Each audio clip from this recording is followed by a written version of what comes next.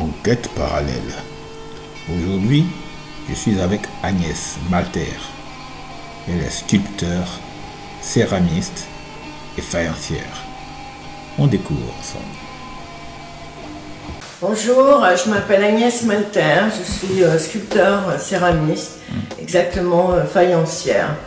Et en fait, je suis une artiste assez engagée, car toutes mes sculptures sont une écriture de l'arbre végétal, une esthétique de l'arbre, et qui manifeste donc une conscience pour le regard de l'arbre et d'en prendre soin et de la préserver.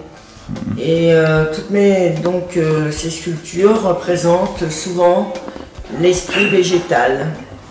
D'accord. Tu ne fais que ça alors?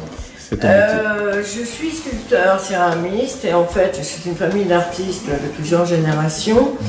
Et je suis issue de la mode. J'ai créé beaucoup dans la mode, dans le sens que je faisais des looks pour des personnes. J'étais plus coaching, consulting pour les personnes du showbiz, et j'étais vraiment ce qu'on appelle la rédactrice, la styliste, presse, la lookeuse. Et donc j'ai trouvé quelque chose de très personnel que j'avais ancré en moi, de vouloir montrer la nature pour engager les consciences et de pouvoir être contre la déforestation, parce que ça me tient énormément à cœur. Et aussi je continue mon chemin de terre en faisant des bracelets ethniques qui montrent aussi donc l'esthétique de l'arbre, et tout en étant très harmonieux et feng shui, dans le sens que c'est toujours thérapeutique. Tout ce que je fais, c'est pour le maintien, le bien-être, l'harmonie, la perception de l'intérieur, donc être bien, être soi. D'accord.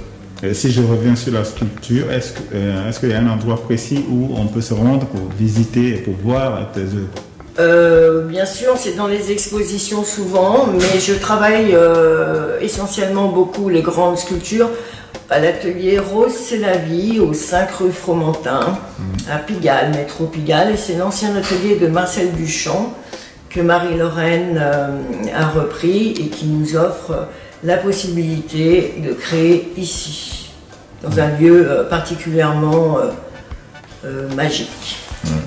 Voilà. Il y a du monde qui vient. Il y a beaucoup de monde parce que ce sont des cours, et il y a pas mal de gens qui viennent de l'extérieur, qui sont comme moi, qui n'ont pas forcément un atelier pour créer et qui viennent ici pour s'exprimer en tous les cas. Donc moi, mon expression, c'est uniquement le langage de l'arbre. Je suis une femme engagée avec un idéal de protéger l'arbre. D'accord. Voilà. Comment... Bon, tu as dit que c'est de génération en génération, mais est-ce que tu étais obligé de suivre Non, parce que je suis une famille de peintres, donc je n'ai pas suivi vraiment, dans le sens que la sculpture dans la céramique, c'est une grosse cuisine, c'est-à-dire que j'ai certaines pièces où je peins dessus, je colorie, et en même temps je peins des tableaux que je transmets sur la terre, qui fait une très grande continuité de l'art plastique. Ça offre énormément de possibilités d'expression. D'accord. Donc c'est plus que de la peinture, parce que c'est peinture, sculpture et art plastique.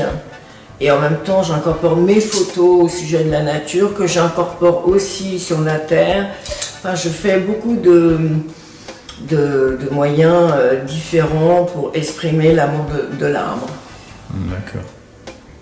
Qu'est-ce que nous, on peut retenir vraiment de toi?